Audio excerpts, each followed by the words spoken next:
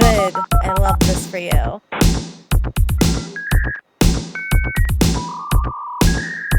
We need to sort of give you a little dopamine hit every once in a while because someone liked or commented. It's a social validation feedback loop. Swipe right if you love me, and I'll hold you tight. Never sign off of me, don't unsubscribe. Stay with me surely through woke diatribe. Digital.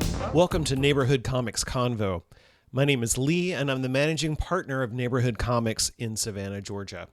We've got a super fun episode today, but before we jump in, I want to remind you that you can come and visit us in person at 1205 Bull Street in Savannah, or you can shop the store online anytime at neighborhoodcomics.com. You can also follow us at NBRHD Comics on all social media platforms.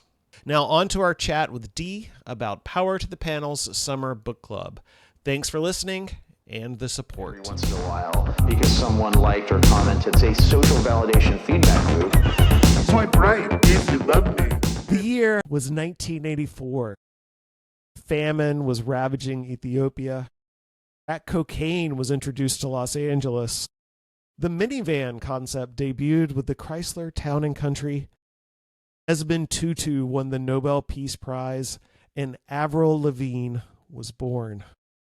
But there was another notable birth in 1984, the birth of Pizza Hut's Book It program. This innovative experiment offered kids the chance to avoid the summer slump of knowledge drain and instead be encouraged to read books and, more importantly, earn pizza, a personal pan pizza. As a proud recipient of numerous Book It badges decked out with stars, let me tell you that nothing tasted better than a free pizza earned by reading Encyclopedia Brown and H.G. Wells. Also in 1984, Purple Rain came out, Tetris debuted, 16 Candles, Footloose. Original Van Halen era reached its apex. It may have been the best year of all time. But more than 40 years later, 2025, the Book It program is still around, albeit now via a smartphone app. And my pal Deanna started a summer reading club, all their own, for comics. On today's Neighborhood Comics Convo, we are chatting with Deanna Soukiasian about the Throbs Summer Reading Program. This is where the theme music goes, do, do, do, do, do, do, do, do, do. Then it's over. Dee, how are you? Lee, I'm so good. How are you? Thank you for having me. Of course. See, I brought that intro back around, right? So it kind You of did. made It was sense. Gorgeous. I started made about so much crack sense. cocaine and ended up Yeah, with your book I knew club. instantly. So iconic. So where are you tonight when we're chatting? Tonight I am in Boston, Massachusetts, as I like to say. Boston, yes, my hometown. Excellent. And Yes. we recently had the amazing privilege of having you back in Savannah for a month where you participated as our Yes. artist in residence. So before Yes, we it was dig in, amazing. before we dig into the book club, I want to talk to you just a little bit about your experience doing that and kind of, I feel like I always mention to the artists in residence, and I'll give a quick bit of background if people listening aren't familiar with the program. We have a different sequential artist work in the store every month. It's a chance to have a studio space outside of the home. It's a chance to practice your tabling skills, make a little bit of money on the side selling your work. You keep 100% of the profits. And it's a chance to use the store kind of as a library. There's lots of different kind of qualifiers, and people kind of utilize it in different ways. But I feel like because you were coming from out of town, you really made it a point to be present and be in the space, and you didn't have some of the same distractions. So talk a little bit about what your schedule was like in the store and how you made use of that time. Yeah, so let's see, I don't even know where to start. I basically made it a point to be in the store pretty much every day. I think there were only a couple days where I wasn't around. But I cleared my entire month of April so I could come down and use the store as a studio space and take all the undivided attention and time that I had to pretty exclusively like work on pages and also the live stream shows and podcasts that I do for Power to the Panel. So I pretty much took advantage of not having my other work and distractions around. And right now, are you back to teaching, or do you have like a plan to return to that at some point up in Boston? Yes. So right now, the Elliott School, they are on their summer camp programs. They're about to start doing that. So regular classes are done for the year. So I will be back in the fall teaching adult and youth comics. So you've got a little bit of time left now between doing your artist in residence and you're wrapping up teaching, and you've got the rest of the summer here to kind of think about what are you going to be doing creatively, professionally, personally. What are you going to be filling that time with until you start back being in the classroom? Yes. So right now I am still trying to finish my book that I was working on while I was down in Savannah with you guys, Matter, excuse me. I have about maybe 30 pages left. So we're just crawling towards the end of that. I've taken a little break from drawing. I think I did about 50 pages while I was down there, so I got a little bit burnt out. So I have been putting together a little bit of a summer reading program to kind of take a break, but not fully stop doing comic stuff. That was kind of what I didn't want to fully stop, but I wanted to, take a break from the drawing. I definitely Well, it's needed like that. impossible to really fully stop. Like once you're involved in anything that you're super passionate about, you never really leave it or stop doing it. You just find a different way to approach it for a little bit. Exactly, Yeah. exactly. And for people who don't know what Power to the Panel is, maybe that's a good place to start, and then we can move from what's Power to the Panel into the book club itself. Yeah, that sounds good. So, Power to the Panel is a YouTube channel run by Brian Christopher Moss and Jeremy Heiler. They are kind of the founders of the K-Fam Collective. That's the kind of branch that broke off of the cartoonist Kayfabe guys. So they have asked me to do a couple shows with them. I do my editorial show, Editor. I hardly know her. And then Art Throbs with Brian C. Moss, who we've been very lucky to have you on the show.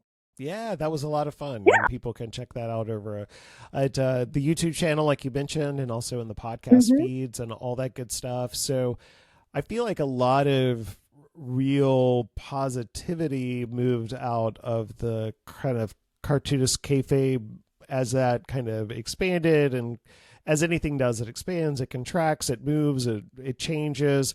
And the Power to the Panel folks, and of course it's got your participation as a part of it, but I feel like there really is a real sense of, not even just, I don't want to be like super generic and wishy-washy, of family, but of positivity, of really trying to lift up creators who maybe haven't been heard before or heard yet or had reached a wider audience. What does that look like for you on your side as a part of that kind of inner circle?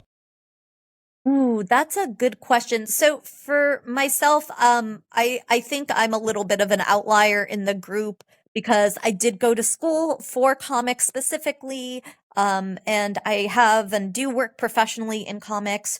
So a lot of the folks that have kind of found their way into that group are folks who have never made comics before, that have a passion for it, and in the wake of our friend Ed's passing, became very inspired to start making their own comics and really giving it a go. So you're right. It's definitely a place for people to be uplifted and take chances in their creative endeavors.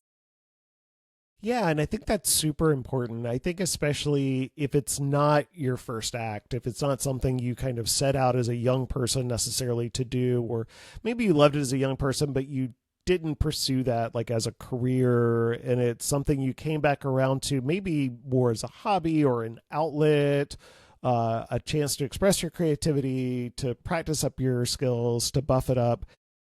It does seem like one of those real, true, like safe places to go and share your stuff and to get feedback. And not that it's all going to be like, roses and flowers. I mean, I think that anybody who's developing needs to hear, well, these are some ways you can improve. But to also be told it's totally okay that you're doing this. It's good that you're doing this. And so with your show in particular, with Editor, tell me a little bit about that flow, that kind of process, how people can get their work on your show, and what that format of your show is.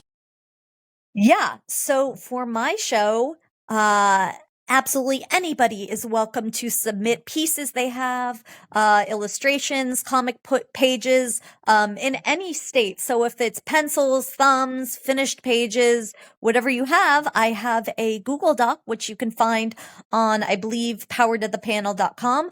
And I have a link in my bio on Instagram, where you can submit your pages. You tell me a little bit about yourself and your goals in comics making, just a little bit of background, whatever kind of info you want me to know.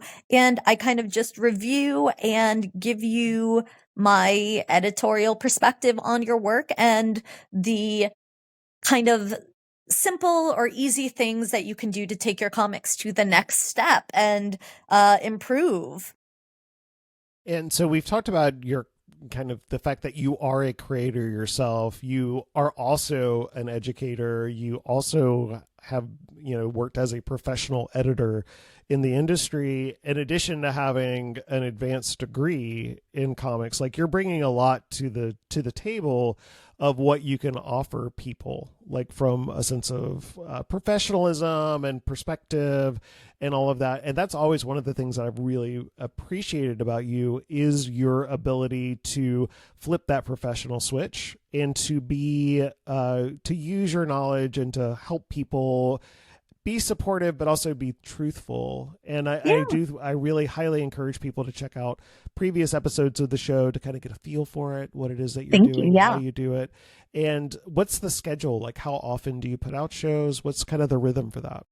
So the schedule is usually every 2 weeks. We were on a little bit of a hiatus during the spring, and I am a little bit behind on recording some stuff, but usually every other week on a Thursday at around 9 p.m., I will post an episode. They're usually about 25 minutes long. Just, a little snippet to kind of give you some pretty easy tools. 'Cause like you said, I have a lot of different hats that I wear within comics. So I speak editor, but I also speak artist. And I don't like to gatekeep that information. I have a lot of degrees. I have too many degrees. Right. So I am trying to share the knowledge that I have accrued, so you don't have to go and get so many degrees.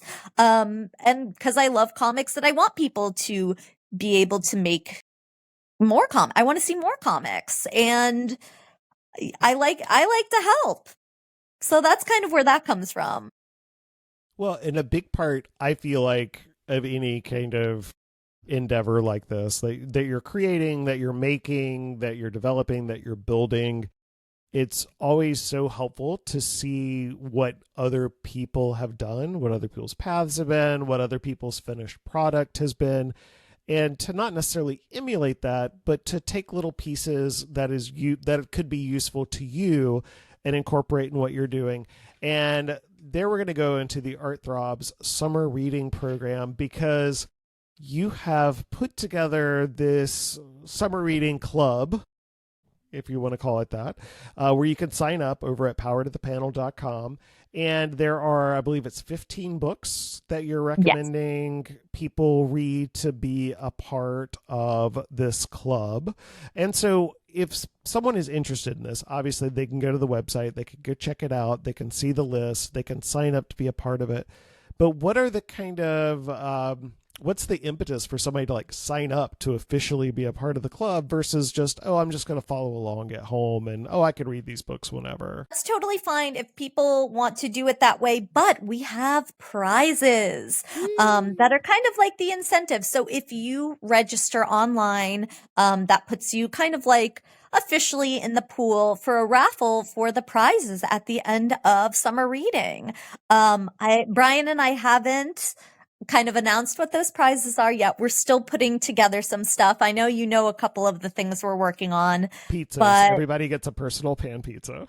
everybody, we're all going to everyone's city and we're going to have a pizza party. Everyone gets a personal Pizza Hut pan pizza. We're going to return their local Pizza Hut to be a dine-in experience with the red plastic Coke cups and gorgeous.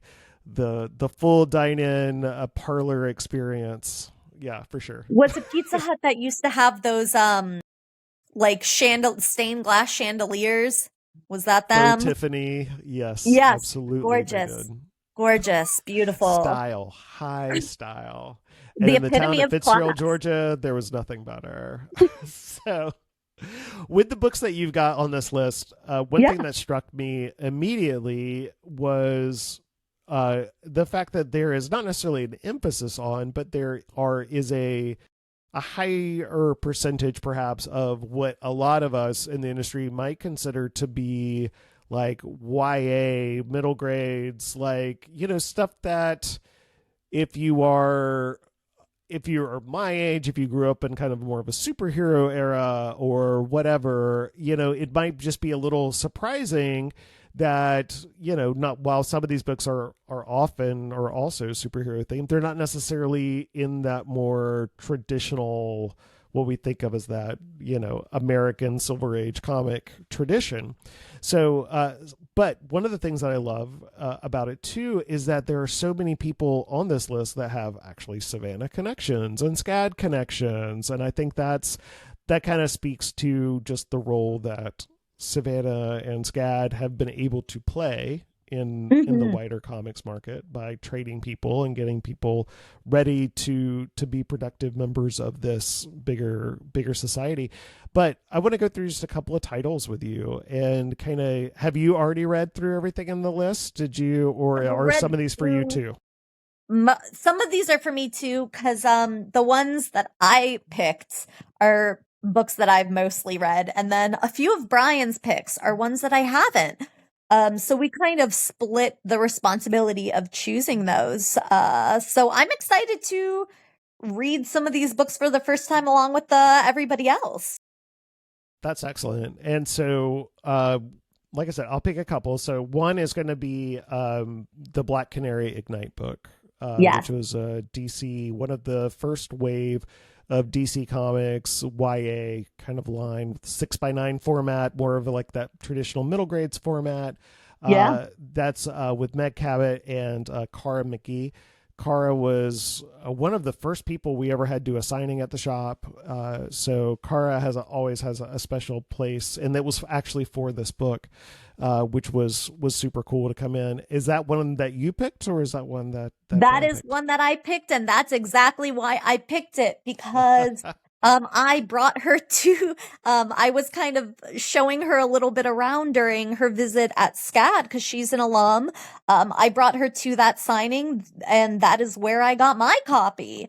And I picked that book because I think that Meg Cabot, I don't know if you're familiar with her other work. She wrote the Princess Diaries books and a whole bunch of other stuff for like teenage girls in the mid 2000s. And she was one of my favorite writers. And then Cara, really fun, super cool.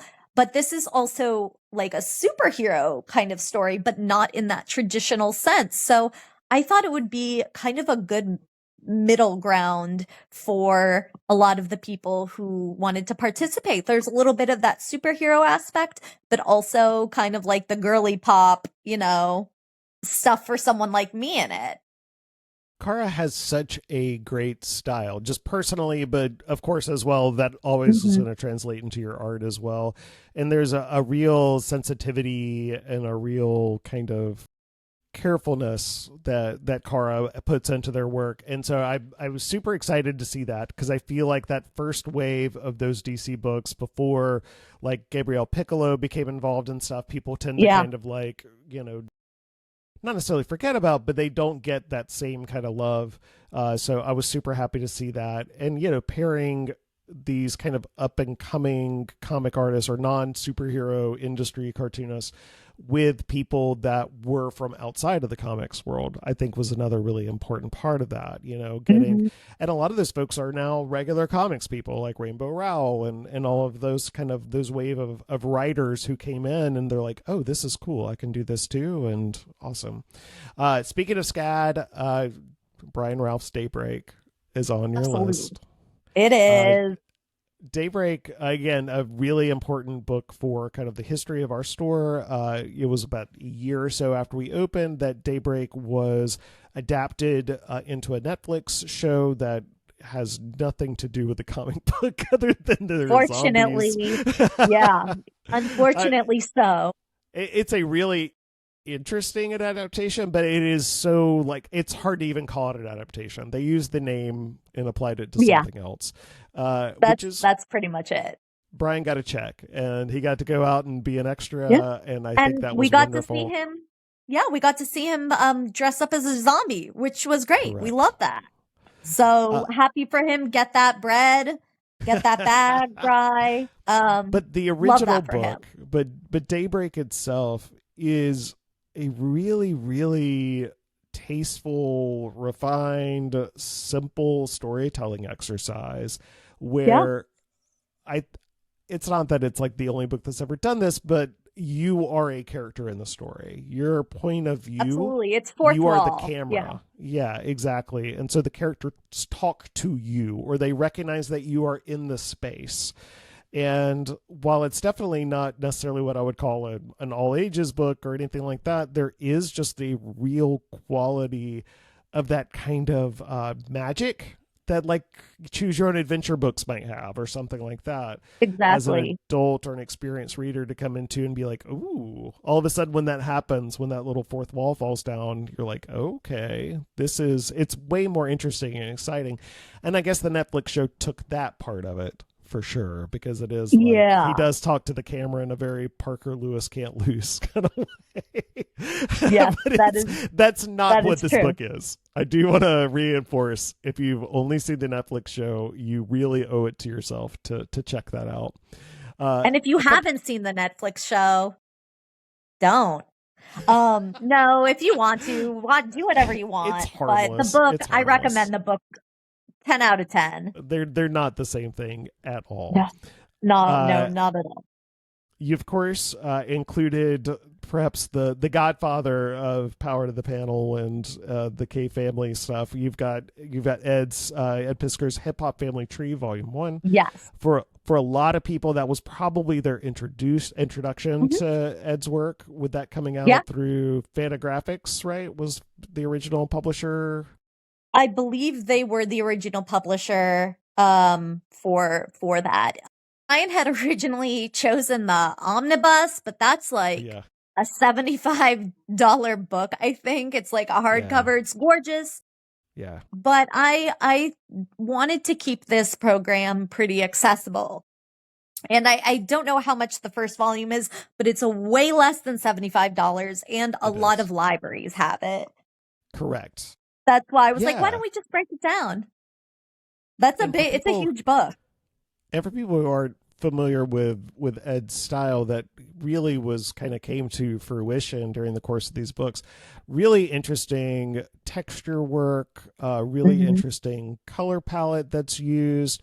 And of course his cartooning in itself, and the fact that it's really a passion project to kind of document the history of hip hop music as a bit of an outsider, as somebody who was not necessarily a part of that scene, but someone who really enjoyed it and wanted to parlay something, kind of combine two things that he really loved into a real love letter for hip hop music and that documentation. And so chances are you have seen stills from this book other places. You have seen it represented in other ways.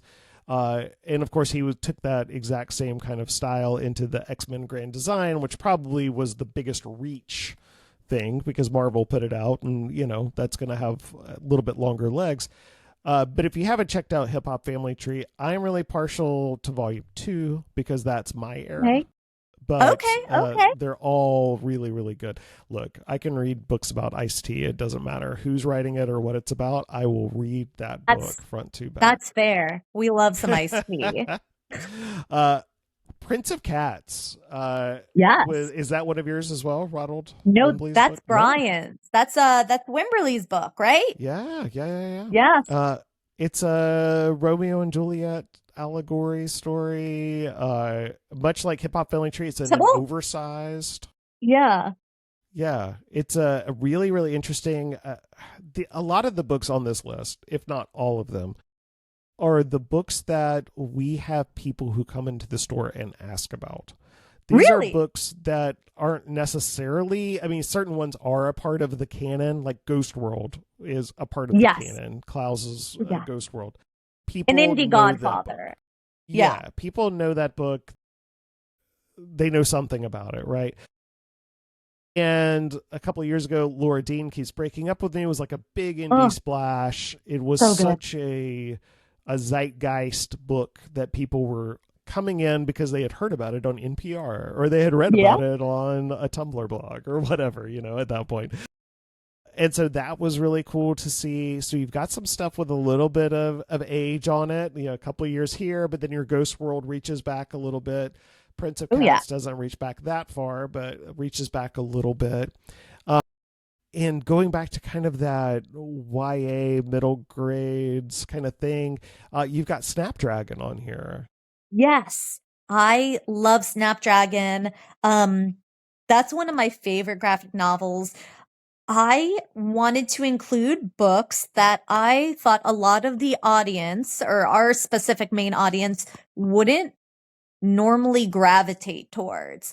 This is a very diverse story that has a lot of marginalized folks in it, and I thought that was really important to show that comics, like you and I talk about all the time, it's not just superheroes.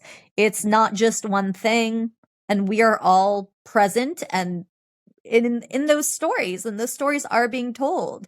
Also, I did choose a lot of, or not a lot, but a handful of YA books because a lot of folks in the US, we had sent out a newsletter recently with the statistic about 90 million Americans read at basic or below basic reading levels. So that means that they have a really hard time with documents, reading instructions, things that we do pretty much every day. So a lot of these books have a little bit of an easier comprehension skill level there. So we wanted to make some of these books more accessible as well, because, there's, once you're a kid, there's the certain reading levels, but for adults, they all kind of vary. So I wanted to include a diverse kind of category for all the folks really out there. Interesting to kind of think about as a piece of this, because you might just say that, okay, well, we're not designing this book club for kids. We're designing it for people who watch our channels, who are part of this bigger community, and that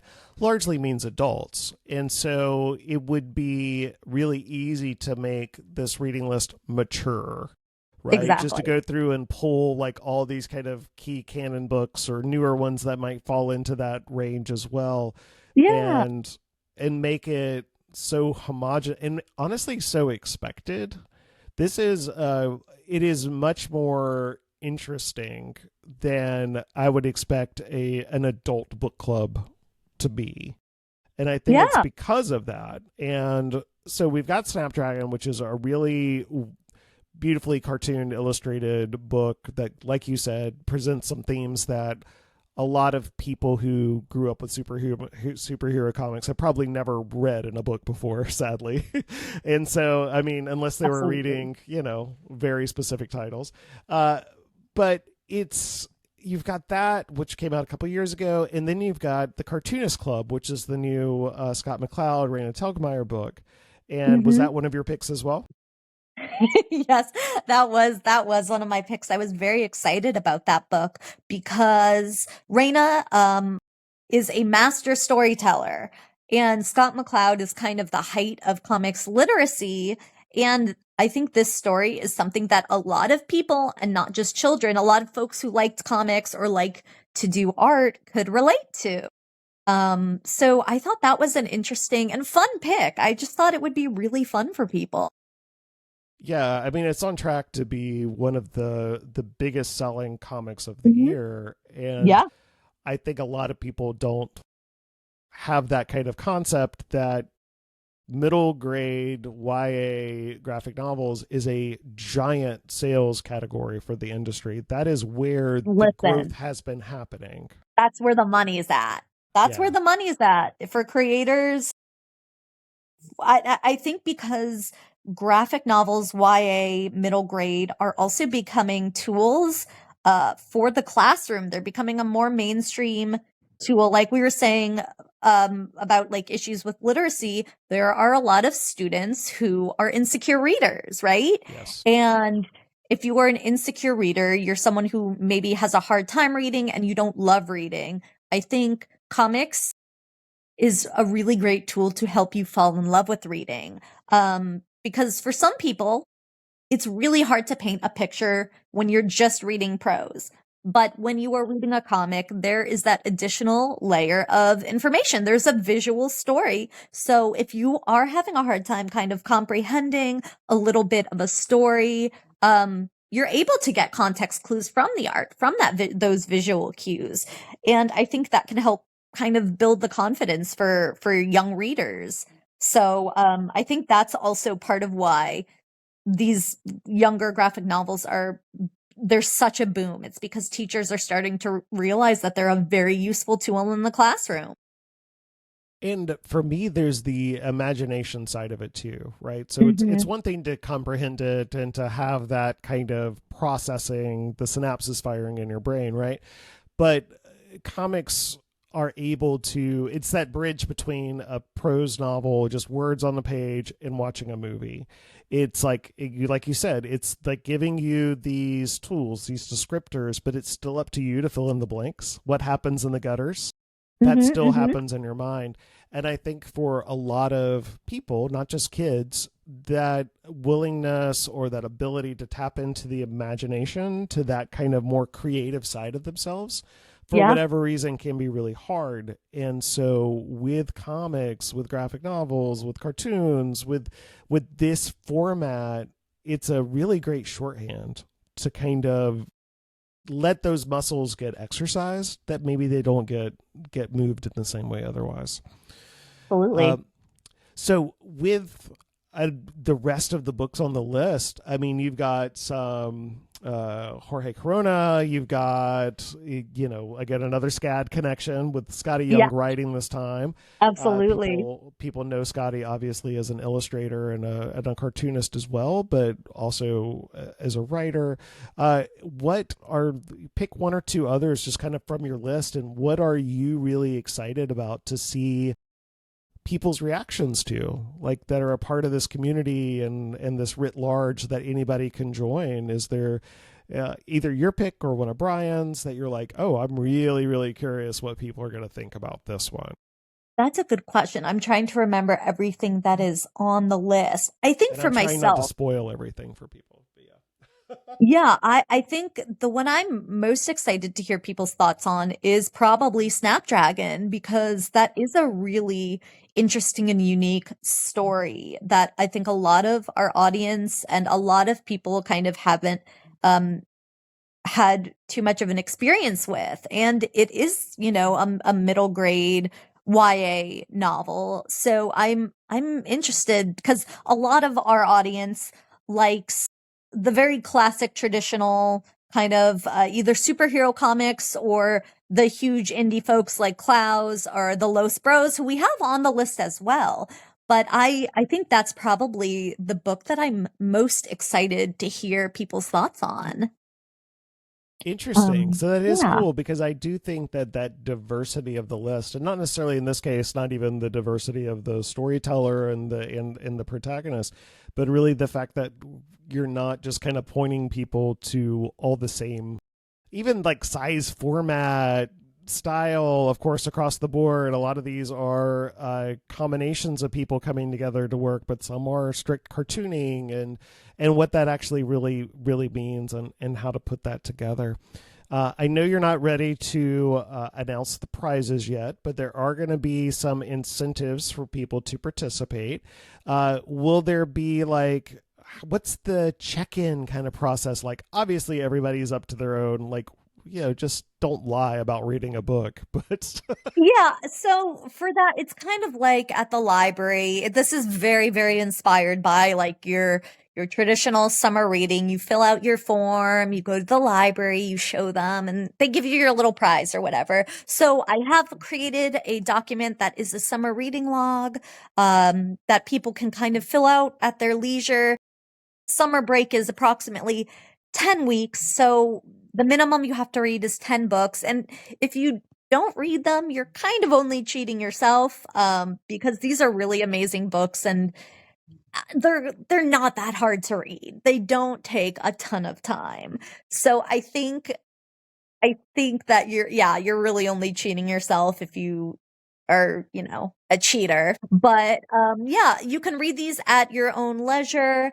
Um and you don't have to read them in any particular order. I think Brian and I are going to be doing some like check-in type things, sending out some emails. Some of these books have additional media that goes along with it, like movies or series. So like Ghost World has the amazing film with Steve Buscemi and Thora Birch, Scarlett Johansson. We're thinking of doing some like live movie night type things. fun. So yeah, kind of stuff like that. But again, it's kind of self-monitored. The what is it? The honesty system or honor system Yeah. is kind of what's at play here. No, of course. And that makes total sense. And I do think that as a part of the community building, having those kind of check-ins or doing like moderated discussions or whatever, I mean, there's so much that you can explore there. And I think it's so much fun. So the Art Throbs Summer Reading Program is running June 17th through August 23rd. Powertothepanel.com is where you can sign up to get the book list, to get your name like in the system, to be like registered for prizes and all that good stuff. And before I let you go tonight, I want to make sure that people know how they can follow you online and they can learn more about what you do and all of that good stuff. So drop the deets. Yes, so you guys can find me at Hey is Dee Dee Home on Instagram. That's Hey with 2 Y's. You can find me on Blue Sky at the same handle as well, not as often. And then you can find me on Power to the Panel for editor I Hardly Know Her, and then Art Throbs for our summer reading. Amazing. Thank you so much for your time. I've missed seeing you in real life, so this has been really nice to catch up and talk about comics a little bit. But Absolutely. so much fun, and definitely we will do this again sometime. We'll have to find another excuse to just yap. I love it. You're the best, Hot Lee. goss. You're the best, Deanna. Thanks. Neighborhood Comics Convo is hosted by me, Lee Heidel. We are a brick and mortar comic shop located in Savannah, Georgia. You can support the show by shopping with us. Wherever you are, we can be your neighborhood comic shop. Special thanks to our friends Ditka for the theme music, and we'll see ya in the shop.